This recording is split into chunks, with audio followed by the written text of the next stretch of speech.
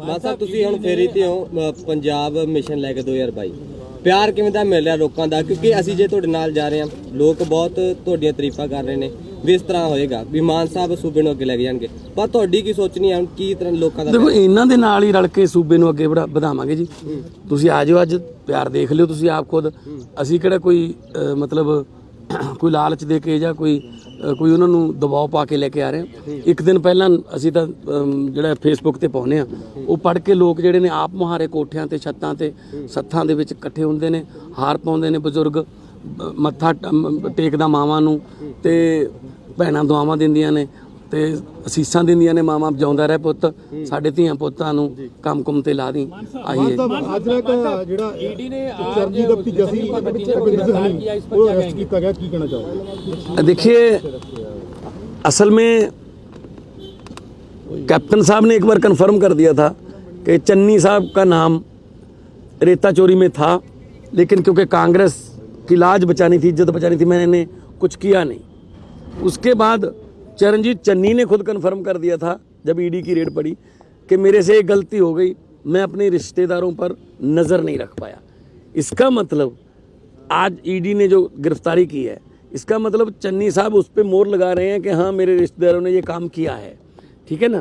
और सबसे बड़ी बात यह है कि कांग्रेस ने 5 साल में पंजाब को एक नहीं 2 बेईमान सीएम दिए। 4.5 साल कैप्टन साहब जितना माफिया ये वो खुद कहते थे मेरे मंत्री भी माफिया में हैं, तो अगर मंत्री उनके माफिया में है तो बॉस तो हो गई, अली बाबा तो वही थे। तो इसलिए ये आज क्लियर हो चुकी है बात लोगों में कि चन्नी साहब जो कहते हैं वो ड्रामा करते हैं, मैं गुड़ बना लेता हूँ, मैं तो गरीब हूँ, मैं तो आम आदमी हूँ। आम आदमी के रिश्तेदारों के घर से इतनी मनी कहाँ से आई?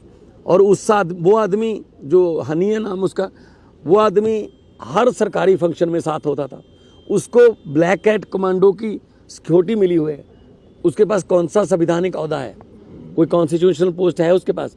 तो इसका मतलब यही था कि अपने भतीजे के नाम पर काम हो रहा था, उधर से मनी आ रही थी। ये तो 111 दिन की है, अगर 5 साल की पता की जाए तो करोड़ों में हो। कांग्रेस ये कह रही है कि बीजेपी चुनाव के समय ही ईडी का इस्तेमाल कर रही है।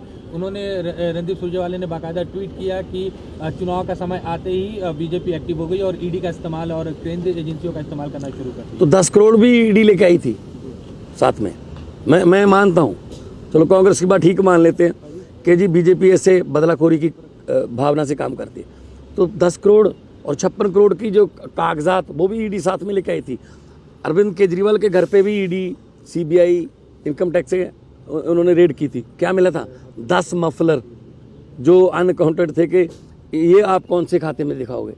तो मैं भी बोलता हूँ किसानों के पक्ष में। बहुत बार मैंने मोदी साहब को घेरा वहाँ पे संसद में, हमारे घर पे तो ईडी आई नहीं। दाल में कुछ काला है, बल्कि दाल ही काली है। सर ਜਾਂਚ ਹੋਊਗੀ ਇਹਨਾਂ ਦੀ? ਉਹ ਵੀ ਕਹਿ ਰਹੇ ਨੇ ਵੀ ਅਗਰ ਜੇ ਸੀਐਮ ਸਾਹਿਬ ਦੀ ਗੱਲ ਕਰ ਲਈ, ਕਹਿ ਰਹੇ ਨੇ ਮੇਰਾ ਕੀ ਕਸੂਰ ਹੈ ਜੇ ਸਾਡੇ ਰਿਸ਼ਤੇਦਾਰਾਂ ਕੋਲ ਫੜਿਆ ਜਾ ਰਿਹਾ ਵੀ ਜੇ ਮੇਰੇ ਰਿਸ਼ਤੇਦਾਰਾਂ ਕੋਲੋਂ ਅਰਬਾਂ ਰੁਪਈਆ ਫੜਿਆ ਜਾਊਗਾ ਤਾਂ ਕੌਣ ਜ਼ਿੰਮੇਵਾਰ ਹੋਊਗਾ? ਕੋਈ ਬੰਦਾ ਇਸ ਕਰਕੇ ਤਾਂ ਨਹੀਂ ਦੇ ਕੇ ਜਾਂਦਾ 10 ਕਰੋੜ ਕਿ ਆ ਲਓ ਜੀ ਤੁਹਾਡੇ ਮਾਸਟਰ ਜੀ ਸੀਐਮ ਬਣ ਗਏ, ਹੈ ਨਾ। ਇਸ ਕਰਕੇ ਤਾਂ ਨਹੀਂ ਦੇ ਕੇ ਜਾਂਦਾ। ਕੋਈ ਨਾ ਕੋਈ ਕੰਮ ਵਾਸਤੇ ਦੇ ਕੇ ਗਿਆ ਹੋਊ, ਔਰ ਸਹੀ ਕੰਮ ਵਾਸਤੇ ਬੰਦਾ ਪੈਸੇ ਨਹੀਂ ਦਿੰਦਾ। ਇਲੀਗਲ ਕੰਮ ਕਰਾਇਆ ਹੋਊ ਆਪਣੇ ਮਾਸਟਰ ਤੋਂ। ਚੰਨੀ ਸਾਹਿਬ ਇਹ ਦੱਸ ਦੇਣ ਉਹ 10 ਕਰੋੜ ਬਦਲੇ ਕਿਹੜੇ ਕੰਮ ਕੀਤੇ ਨੇ। ਸਰ ਜਾਂਚ ਹੋਊਗੀ ਇਹਨਾਂ ਦੀ ਵੱਡੇ ਪੱਧਰ ਤੇ ਆਮ ਆਦਮੀ ਸਰਕਾਰ ਮੇਰੀ ਬਾਰੇ ਕਹੋਗੇ ਕੁਝ? ਪ੍ਰਾਈਮ ਸਾਹਿਬ ਦੀ ਕਿਹਨਾਂ ਦੀ? ਪੀਐਮ ਸਾਹਿਬ ਦੀ ਆ ਰਹੇ ਆ ਫੇਰੀ ਤੇ। ਉਹਨਾਂ ਨੂੰ ਡੈਮੋਕ੍ਰੈਟਿਕ ਰਾਈਟ ਹੈ ਜੀ ਆਪਣੀ ਪਾਰਟੀ ਲਈ ਚੁਣਾਵ ਪ੍ਰਚਾਰ ਕਰਨ ਦਾ। ਆਮ ਆਦਮੀ ਸਰਕਾਰ ਬਣ ਜਾਂਚ ਹੋਊਗੀ ਸਰ? ਮਾਨ ਸਾਹਿਬ ਹਰ ਜਗ੍ਹਾ ਜਿੱਥੇ ਵੀ ਮਤਲਬ ਜਾਂਦੇ ਆ ਤਾਂ ਬੰਦਾ ਇੱਕੋ ਗੱਲ ਕਰਦਾ ਕਿ ਅਸੀਂ ਵੋਟ ਪਾਉਣੀ ਆ ਤਾਂ ਭਗਵੰਤ ਮਾਨ ਦੇ ਨਾਮ ਨੂੰ ਵੋਟ ਪਾਉਣੀ ਆ, ਤਾਂ ਲੋਕ ਤੁਹਾਨੂੰ ਆਪਣਾ ਰੋਲ ਮਾਡਲ ਮੰਨਦੇ ਆ। ਤੁਹਾਨੂੰ ਕੀ ਲੱਗਦਾ ਕਿ ਤੁਸੀਂ ਉਹਨਾਂ ਦੇ ਯਕੀਨ ਤੇ ਕਿੰਨਾ ਖਰੇ ਹੋ? ਮੈਂ ਉਹਨਾਂ ਦੇ ਘਰਾਂ ਚੋਂ ਨਿਕਲਿਆ, ਮੈਂ ਆਮ ਘਰਾਂ ਚੋਂ ਹੀ ਆ। ਇਸੇ ਕਰਕੇ ਇਹਨਾਂ ਨੂੰ ਇਹ ਜਿਹੜੇ ਵੱਡੇ ਰਵਾਇਤੀ ਪਾਰਟੀ ਨੇ ਉਹਨਾਂ ਨੂੰ ਦੁੱਖ ਹੋ ਰਿਹਾ ਕਿ ਜਿਹੜੀ ਮੁੱਖ ਮੰਤਰੀ ਦੀ ਪੋਸਟ ਹੈ ਉਹ ਤੇ ਆਮ ਘਰਾਂ ਦਾ ਮੁੰਡਾ ਕਿਉਂ ਜਾ ਰਿਹਾ ਉਧਰ ਵੱਲ ਨੂੰ। ਇਹ ਤਾਂ ਸਾਡੇ ਧੀਆਂ ਪੁੱਤਾਂ ਵਾਸਤੇ ਰਿਜ਼ਰਵ ਹੈ। ਸੋ ਲੋਕਾਂ ਨੂੰ ਇਹ ਲੱਗ ਰਿਹਾ ਸਾਡਾ ਮੁੰਡਾ ਹੈ, ਸਾਡਾ ਪੁੱਤ ਭਤੀਜਾ ਹੈ, ਸਾਡਾ ਛੋਟਾ ਵੱਡਾ ਭਾਈ ਹੈ। ਇਸ ਕਰਕੇ ਉਹ ਕਹਿੰਦੇ ਆ ਯਾਰ ਭਗਵੰਤ ਮਾਨ। ਸੋ ਮੈਨੂੰ ਬੜੀ ਖੁਸ਼ੀ ਹੁੰਦੀ ਹੈ। ਨਾਲ परमात्मा अगे मैं अरदास भी करदा, परमात्मा समत बख्शे, बल बख्शे ताकि मैं ये जिम्मेवारी निभा सका। Thank you. मान साहब तुसीं हुण फेरी ते हो पंजाब मिशन लैके 2022 ਪਿਆਰ ਕਿਵੇਂ ਦਾ ਮਿਲ ਰਿਹਾ ਲੋਕਾਂ ਦਾ? ਕਿਉਂਕਿ ਅਸੀਂ ਜੇ ਤੁਹਾਡੇ ਨਾਲ ਜਾ ਰਹੇ ਹਾਂ, ਲੋਕ ਬਹੁਤ ਤੁਹਾਡੀਆਂ ਤਾਰੀਫਾਂ ਕਰ ਰਹੇ ਨੇ ਵੀ ਇਸ ਤਰ੍ਹਾਂ ਹੋਏਗਾ ਵੀ ਮਾਨ ਸਾਹਿਬ ਸੂਬੇ ਨੂੰ ਅੱਗੇ ਲੈ ਕੇ ਜਾਣਗੇ, ਪਰ ਤੁਹਾਡੀ ਕੀ ਸੋਚਣੀ ਹੈ? ਕੀ ਤਰ੍ਹਾਂ ਲੋਕਾਂ ਦਾ? ਦੇਖੋ, ਇਹਨਾਂ ਦੇ ਨਾਲ ਹੀ ਰਲ ਕੇ ਸੂਬੇ ਨੂੰ ਅੱਗੇ ਵਧਾਵਾਂਗੇ ਜੀ। ਤੁਸੀਂ ਆ ਜਾਓ, ਅੱਜ ਪਿਆਰ ਦੇਖ ਲਿਓ ਤੁਸੀਂ ਆਪ ਖੁਦ। ਅਸੀਂ ਕਿਹੜਾ ਕੋਈ ਮਤਲਬ ਕੋਈ ਲਾਲਚ ਦੇ ਕੇ ਜਾਂ ਕੋਈ ਉਹਨਾਂ ਨੂੰ ਦਬਾਅ ਪਾ ਕੇ ਲੈ ਕੇ ਆ ਰਹੇ ਹਾਂ। ਇੱਕ ਦਿਨ ਪਹਿਲਾਂ ਅਸੀਂ ਤਾਂ ਜਿਹੜਾ ਫੇਸਬੁੱਕ ਤੇ ਪਾਉਂਦੇ ਆ, ਉਹ ਪੜ੍ਹ ਕੇ ਲੋਕ ਜਿਹੜੇ ਨੇ ਆਪ ਮੁਹਾਰੇ ਕੋਠਿਆਂ ਤੇ ਛੱਤਾਂ ਤੇ ਸੱਥਾਂ ਦੇ ਵਿੱਚ ਇਕੱਠੇ ਹੁੰਦੇ ਨੇ, ਹਾਰ ਪਾਉਂਦੇ ਨੇ ਬਜ਼ੁਰਗ, ਮੱਥਾ ਟੇਕਦਾ ਮਾਵਾਂ ਨੂੰ, ਤੇ ਭੈਣਾਂ ਦੁਆਵਾਂ ਦਿੰਦੀਆਂ ਨੇ ਤੇ ਅਸੀਸਾਂ ਦਿੰਦੀਆਂ ਨੇ, ਮਾਵਾਂ ਜਿਉਂਦਾ ਰਹਿ ਪੁੱਤ, ਸਾਡੇ ਧੀਆਂ ਪੁੱਤਾਂ ਨੂੰ ਕੰਮ ਕੁੰਮ ਤੇ ਲਾ ਦੀ। ਆਹੀ ਹੈ ਅੱਜ ਦਾ ਜਿਹੜਾ ਈਡੀ ਨੇ ਚਰਨਜੀਤ ਦਾ ਭਤੀਜਾ ਸੀ ਰਵਿੰਦਰ ਸੈਣੀ, ਉਹ ਅਰੈਸਟ ਕੀਤਾ ਗਿਆ, ਕੀ ਕਹਿਣਾ ਚਾਹੋਗੇ? देखिए, असल में कैप्टन साहब ने एक बार कंफर्म कर दिया था कि चन्नी साहब का नाम रेता चोरी में था, लेकिन क्योंकि कांग्रेस की लाज बचानी थी, इज्जत बचानी थी, मैंने कुछ किया नहीं। उसके बाद चरणजीत चन्नी ने खुद कंफर्म कर दिया था जब ईडी की रेड पड़ी कि मेरे से एक गलती हो गई, मैं अपने रिश्तेदारों पर नज़र नहीं रख पाया।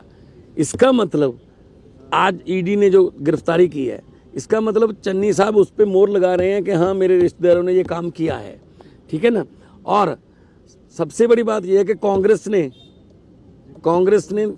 5 साल में पंजाब को एक नहीं 2 बेईमान सीएम दिए। 4.5 साल कैप्टन साहब जितना माफिया ये वो खुद कहते थे मेरे मंत्री भी माफिया में हैं, तो अगर मंत्री उनके माफिया में है तो बॉस तो हो गई, अली बाबा तो वही थे। तो इसलिए ये आज क्लियर हो चुकी है बात लोगों में कि चन्नी साहब जो कहते हैं वो ड्रामा करते हैं।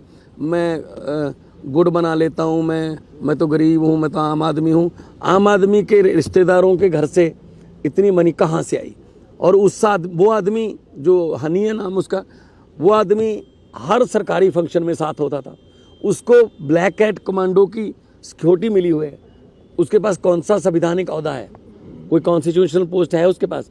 तो इसका मतलब यही था कि अपने भतीजे के नाम पर काम हो रहा था, उधर से मनी आ रही थी। ये तो 111 दिन की है, अगर 5 साल की पता की जाए तो करोड़ों में होगी। कांग्रेस ये कह रही है कि बीजेपी चुनाव के समय ही ईडी का इस्तेमाल कर रही है।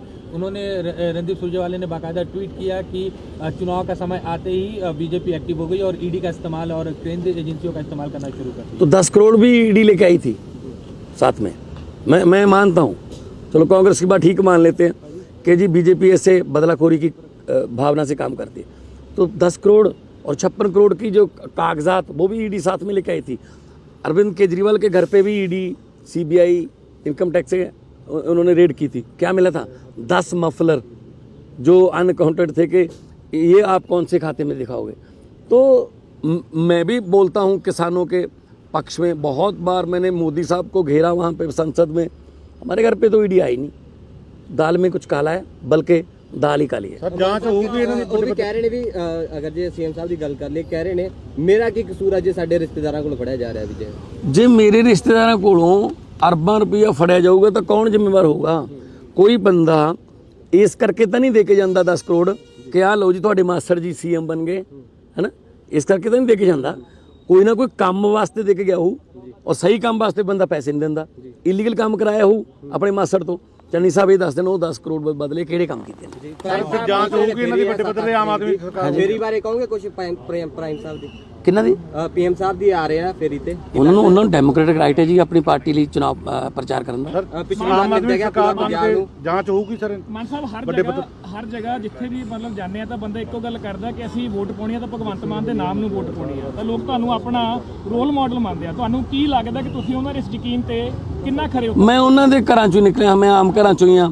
ਇਸੇ ਕਰਕੇ ਇਹਨਾਂ ਨੂੰ ਜਿਹੜੇ ਵੱਡੇ ਰਵਾਇਤੀ ਪਾਰਟੀ ਨੇ ਉਹਨਾਂ ਨੂੰ ਦੁੱਖ ਹੋ ਰਿਹਾ ਕਿ ਜਿਹੜੀ ਮੁੱਖ ਮੰਤਰੀ ਦੀ ਪੋਸਟ ਹੈ ਉਹ ਤੇ ਆਮ ਘਰਾਂ ਦਾ ਮੁੰਡਾ ਕਿਉਂ ਜਾ ਰਿਹਾ ਉਧਰ ਵੱਲ ਨੂੰ। ਇਹ ਤਾਂ ਸਾਡੇ ਧੀਆਂ ਪੁੱਤਾਂ ਵਾਸਤੇ ਰਿਜ਼ਰਵ ਹੈ। ਸੋ ਲੋਕਾਂ ਨੂੰ ਇਹ ਲੱਗ ਰਿਹਾ ਸਾਡਾ ਮੁੰਡਾ ਹੈ, ਸਾਡਾ ਪੁੱਤ ਭਤੀਜਾ ਹੈ, ਸਾਡਾ ਛੋਟਾ ਵੱਡਾ ਭਾਈ ਹੈ। ਇਸ ਕਰਕੇ ਉਹ ਕਹਿੰਦੇ ਆ ਯਾਰ ਭਗਵੰਤ ਮਾਨ। ਸੋ ਮੈਨੂੰ ਬੜੀ ਖੁਸ਼ੀ ਹੁੰਦੀ ਹੈ। ਨਾਲ ਪ੍ਰਮਾਤਮਾ ਅੱਗੇ ਮੈਂ ਅਰਦਾਸ ਵੀ ਕਰਦਾ, ਪ੍ਰਮਾਤਮਾ ਸਮੱਤ ਬਖਸ਼ੇ, ਬਲ ਬਖਸ਼ੇ ਤਾਂ ਕਿ ਮੈਂ ਇਹ ਜ਼ਿੰਮੇਵਾਰੀ ਨਿਭਾ ਸਕਾਂ। Best of luck.